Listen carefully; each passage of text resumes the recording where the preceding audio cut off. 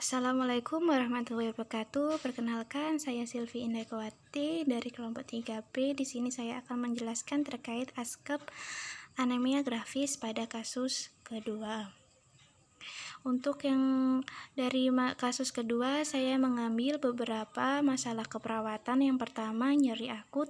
Di sini data subjektifnya klien mengatakan nyeri yang dirasakan sekitar skalanya 5 dari skala 10 pada area perut. Ibu klien mengatakan perut anaknya semakin hari semakin membesar dan perut membesar sejak usia 2 tahun yang lalu.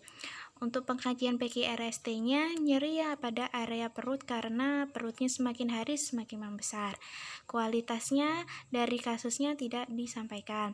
Untuk tempatnya di area perut dengan skala 5 dari 10 skala. Untuk DO-nya, keadaan anak tampak lemah dan lemas, pasien tampak gerimis atau meringis, abdomen tampak membesar, terdapat nyeri tekan, teraba asites. Klien tampak selalu miring ke arah kanan. Untuk TTV-nya nadi 86 kali per menit, suhunya 36,8, RR-nya 24. Klien mendapatkan terapi paracetamol untuk meringankan nyerinya 3 kali 150. Pasien sebelumnya dari kasus tersebut terdiagnosa anemia grafus dengan malignansi dan asites perekna. Untuk masalah keperawatan kedua, saya mengambil ketidakefektifan pola nafas. Dengan data subjektif, klien mengatakan sedikit sesak. Ibu klien juga mengatakan perut anaknya semakin hari semakin membesar dan perut membesar tersebut sejak usia 2 tahun yang lalu. Untuk DO-nya, keadaan anak tampak lemas dan lemah, abdomen tampak membesar, terdapat nyeri tekan pada area abdomen, teraba asites. Klien tampak selalu miring ke arah kanan.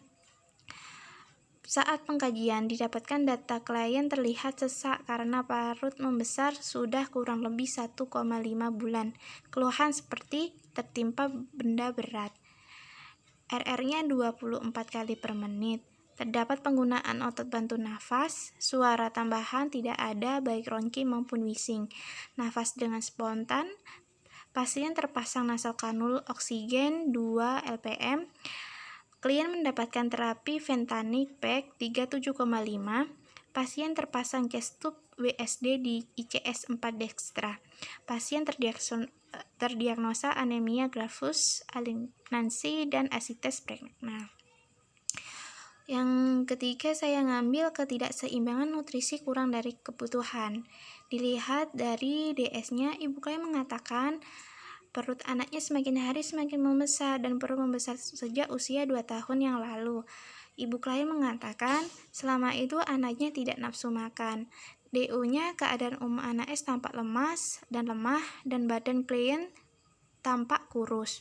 Klien berbaring di tempat tidur, bising usus positif, hematokrit 21,20%, leukositnya 18,30, HB-nya menurun. Abdomen tampak membesar, terdapat nyeri tekan, teraba asites. Mukosa bibir terlihat sedikit kering, kulit teraba kering. Klien mendapatkan terapi diet TKTPA, vitamin B kompleks, vitamin C, vitamin E, dan zinc untuk mencegah hidrasi dan asam folat. Berat badan saat ini 15 kg, tinggi badannya 100 cm. Dari hitungan BMI nilainya 15,0. Hal ini anak termasuk dengan BMI kurang. Pasien terdiagnosa anemia grafus dengan alignan dan asites perekna. Defisit pengetahuan. DS-nya, orang tua kan mengatakan kurang mengetahui terkait proses penyakit anaknya hingga kondisi anak yang sudah seperti ini. Orang tua klien hanya mengetahui jika pernah terdapat cairan di abdomen anaknya yang sudah pernah disedot, namun anaknya masih sesak dan mengeluh nyeri. Ibu klien mengatakan perut anaknya semakin hari semakin membesar dan perut membesar sejak usia 2 tahun yang lalu. DO-nya keadaan NAS tampak lemas, lemah, dan badan tampak kurus. Abdomen tampak membesar, terkadang nyeri tekan, teraba asites. Saat pengkajian didapatkan bahwa orang tua sering merasa khawatir dengan kondisi NAS. Pasien terdiagnosa anemia Garfus dengan malignansi dan asites berekna. Saya juga mengambil resiko infeksi. Dilihat dari faktor risikonya, pasien sudah terpasang WSD pada dada sebelah kanan. Terdapat luka bekas operasi juga di midline aksila kanan. Dilihat ditinjau dengan lihat labnya, leukositnya sama limfositnya. Dari hal tersebut, saya prioritaskan menjadi 5 diagnosa keperawatan. Yang pertama, saya mengambil dari urutan pertama, ketidakefektifan pola nafas berhubungan dengan anemia grafis, malignansi, dan asites pregnansi ditandai dengan sesak nafas dikarenakan distensi abdomen semakin hari semakin membesar. Kualitas sesak seperti tertimpa benda berat. Terus yang kedua, saya ngambil nyeri akut ditandai dengan distensi abdomen positif, adanya nyeri tekan pada perut. Terus yang ketiga, ketidakseimbangan nutrisi kurang dari kebutuhan ditandai dengan anak tampak lemas dan lemah, badan kurus, BMI-nya yang kurang, anak tidak nafsu makan. Terus juga keempat, saya ngambil defisit pengetahuan ditandai dengan orang tua klien mengatakan kurang mengetahui terkait penyakit anaknya hingga kondisi anaknya seperti ini. Untuk risiko infeksi yang kelima, saya ngambil risiko infeksi ditanda berhubungan dengan prosedur invasif ditandai dengan tampak pemasangan WSD pada dada sebelah kanan pasien. Untuk diagnosa pertama, ketidakefektifan pola nafas, saya mengambil NOK status pernafasan ventilasi dengan NIC terapi oksigen. Untuk implementasinya, memeriksa terapi oksigen nasal kanul 2 LPM. Memberikan terapi oksigen nasal kanul 2 LPM, memonitoring aliran oksigen, memonitoring keefektifan pemberian terapi oksigen, memposisikan pasien semi-fowler untuk memaksimalkan ventilasi yang masuk, mengauskultasi suara nafas, baik itu suara tambahan, memonitoring status pernafasan dan oksigenasi, memberikan terapi fentanyl PEX 37,5. Untuk diagnosa kedua, saya nyeri akut dengan NOK saya ngambil tingkat nyeri dan kontrol nyeri.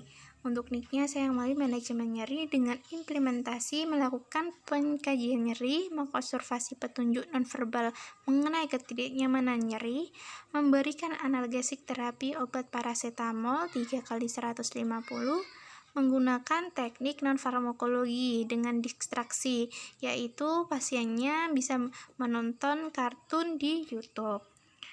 Terus ketidakseimbangan nutrisi kurang dari kebutuhan tubuh. Doknya ngambil fungsi gastrointestinal dan status nutrisi dengan NIC manajemen nutrisi. Implementasinya dengan mengkaji status gizi pasien.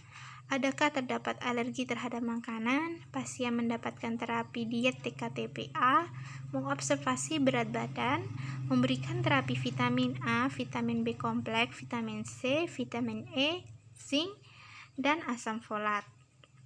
Untuk defisit pengetahuan, saya NOK-nya mengambil pengetahuan proses penyakit, NIC-nya saya mengambil pengajaran proses penyakit.